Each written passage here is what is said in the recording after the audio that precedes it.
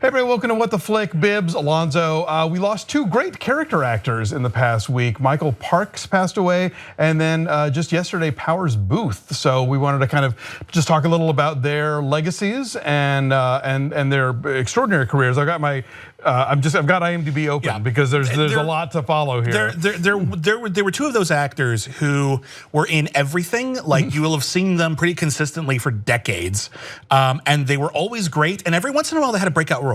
Yeah. They had one role where like, oh man, Powers Boothe was amazing in, I don't know, Extreme Prejudice or Tombstone or Deadwood. But most of the time, for most people, they were the kinds of actors They were that guy. Yeah, but you'd recognize that guy, and you would say to yourself, "This scene is in great hands." Yeah, this scene is going to be great. It's like when Sam Elliott is in a movie. You're like, okay, then like you see him in the opening credits, you think, all right, at least if nothing else, this movie is going to have the scenes that Sam Elliott is in, and they're going to be great. And Michael Parks was one of our more fascinating, transformative actors. Like there are people who don't even know he played more than one role in Kill Bill Volume 1 and Volume 2. Yeah, or that he had a pre-Tarantino career. I mean, that's true. I will say Tarantino kind of comes up here because obviously I think he's, when you look at the way he used people like Robert Forster and Lawrence Tierney, like he has a real eye for these sort of great character actors, and character actors have such a great shelf life because they can get older and they can get craggy, and that only sort of like lends the depth to the part they're playing. I think movie stars tend to kind of like burn bright and then they either sort of fade away or they just become the old version of that actor. Yeah, exactly. But like somebody like Powers Boothe, who even when he played leads was always playing them like a character actor. I mean, this is a guy whose breakthrough was playing Jim Jones in the Guyana Tragedy miniseries, which I saw when it aired, and that just scared the shit out of me. Yeah, that movie was really timely. That was not that long after the event actually happened. Yeah, it aired in 1980. Yeah. There had been like the sort of cheeseball like Guyana Cult of Death movie. Oh yeah. But this was like the miniseries, and it was really well done, and his performance was extraordinary, and he came from out of literally nowhere. It was like his fourth role, and won an Emmy. You look at like his credits, like his first role was like as like an extra in The Goodbye Girl. 3 years later, he won an Emmy, and he beat. For that Emmy, he beat like Jason Robards. Yeah. Like there was good competition that year. It wasn't like, oh, it was a slow year, we'll give it to the new guy. He was just that good. Yeah. Powers Boothe is one of those actors. I said that Michael Parks is transformative, and indeed, you look at his career, you can't even recognize him half the time. Powers Boothe was always Powers Boothe, and I love Powers Boothe. And he was one of those guys. Again, you watch a movie, Powers Boothe is in it. This movie is going to be great. But he's also one of those actors, those character actors who I'm worried that now that he's gone, we're not going to have another Powers Boothe. There's no one quite like him. Who is another Powers Boothe? I look at someone like the dearly departed John Polito. There's no other John Polito. Yeah. They're just gonna not have John Polito roles. Or J.T. Walsh is another character actor, died quite a few years ago now. We haven't had any J.T. Walsh roles since then. I like to think that there's always gonna be actors who are, they don't necessarily fit the mold of, magazine cover type celebrities, but who, your Paul Giamatti's say, who have a look to them that isn't, what people think of when they think about movie stars, but that is relatable and it's human and that carries a certain something with it. Like Tommy Lee Jones is a classic case of this, where like year after year he just gets more and more Tommy Lee Jones, and yeah, Powers Boothe and Michael Parks, these guys aged and got better and had more sort of, their faces displayed more life experience. I've seen a lot of Michael Parks performances, and I do agree he was getting better. And in fact, it's weird for me, but I think he may have given his best performance in one of his very last movies, and the movie sucked. Tusk? Tusk.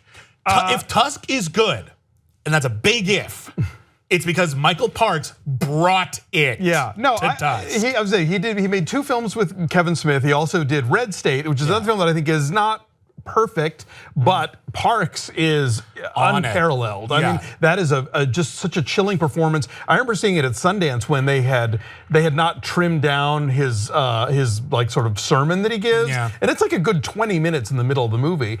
And there are reasons why, for dramatically you want to kind of get back to the story, but boy, for those 20 minutes, I was like, okay, yes, Michael Parks, tell me more. Like he was riveting. One of my father's favorite things ever was Then Came Bronson, which is a show that is sadly completely forgotten unless you know the references on MST3K. It was on for one season. I keep trying to track it down. It's never been released. The TV movie is out there. Okay. TV movie had I think Martin Sheen played a friend of Michael Parks who killed himself. Michael Parks gets on a motorcycle and travels across America to try to find himself, find the heart of America. And it has this really iconic scene that people just don't remember because they haven't seen it in a while, of just Michael Parks on his motorcycle leaving the big city.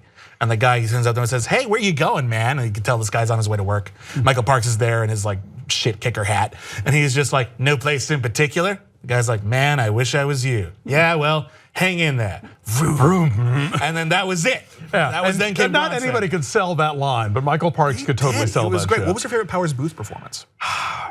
I mean, there were a lot of great ones, and I love when he would turn up in something just super randomly, like he's the guy selling the bandanas in Cruising. But I got to go with Jim Jones, like that. I saw that at a young age, and it just burned its way into my head. But I mean, obviously his Walter Hill collaborations were great. Southern Comfort's a really terrific movie. Southern Comfort's great, and I love that people are talking about Southern Comfort right now. That's such a brilliant movie.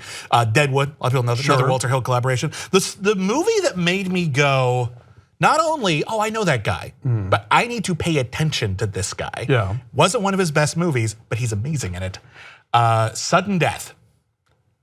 With Jean-Claude Van Damme, the hockey one. It was one of the better Die Hard knockoffs of the 90s. Jean-Claude Van Damme plays like a fire marshal who's like trapped in the middle of a hockey game. Powers Boothe takes the vice president hostage and he's put bombs all over everything. As you do. As you do. And he is so good. Like he's like Eric Bogosian in Under Siege 2 Dark Territory. Like he's way too good for this movie.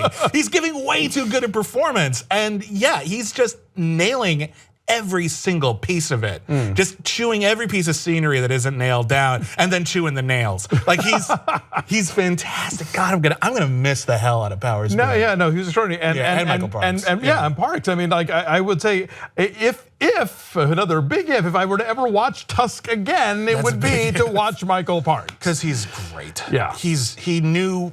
Oh my God, like I can't even Michael Parks is like one of those actors who and thank God Quentin Tarantino reintroduced him to a new audience because he was largely forgotten. Yeah. And all of a sudden, new audience not only goes, "Oh, Michael Parks," but now there's a whole generation that realizes Michael Parks was one of our great actors. Yeah. He just never had that big role after a while. Like he had a couple of big roles early on in his career, and then character actor. Yeah, and Tarantino was always very savvy about finding those guys. I mean, you could even say Travolta in Pulp Fiction was the same deal. It was like, hey, you have been great, and no one has appreciated you for a while. Let's do this. There's the story, and I read this in like Premiere magazine around the time Pulp Fiction came out that like Pulp Fiction was literally the only script that John Travolta had. Wow. No one else had sent him anything. Like his career was basically over. He had just done like White Man's Burden, right? And that was a non-starter, even though it's an interesting premise. And then Pulp Fiction, like that was it. That was it. And thank God it was that. That was it. Can you imagine? But So Michael Parks, you know him from Tarantino films. He's the only guy in both halves of Grindhouse, right? Yes, he's playing the same character in that one. But yeah, he plays the cop, and I think he's playing the same cop who discovers the bride and the massacre at the church in Kill Bill. So they got that whole Tarantino-verse thing going for them. So yeah, take an amble down these guys' IMDb pages, check out their work. They're great. I hope we're getting new ones. I hope that new character actors. Exactly. But we need them. No, absolutely. You need the character act. You need people to come in and play small roles and play them with aplomb and gusto. Yeah. And we'll have them, but I just think that there are certain character types that vanish over the years, and then we don't quite have that character anymore. Like who was it Jeter? Was it Michael Jeter? Michael Jeter, yeah. When was the last time you saw a Michael Jeter character? We don't have him anymore. He was great. He was wonderful. True, and we just but I think part of what makes character actors great is that they are so sort of unique in that way. You can, if you look at the history of, say, leading men in movies, there's a type that always kind of exists, but character actors get to be idiosyncratic and get to, occupy their own space. And so, like somebody who, like the people who were the character actors in like Preston Sturges movie, like you can't replace those because they're their own thing. But we keep getting new interesting ones who have their own variations on this kind of thing. If again, people grew up with Michael Parks and Powers Boothe, you're going to keep having those movies. You're going to keep them alive in your hearts, and then people are going to look back on cinema from the 70s, the 80s, the 90s, the 2000s, and they're going to keep seeing these faces pop back up over and over again, and they're going to say, "My God, those guys were awesome." All right, and they were. So thanks for watching. RIP.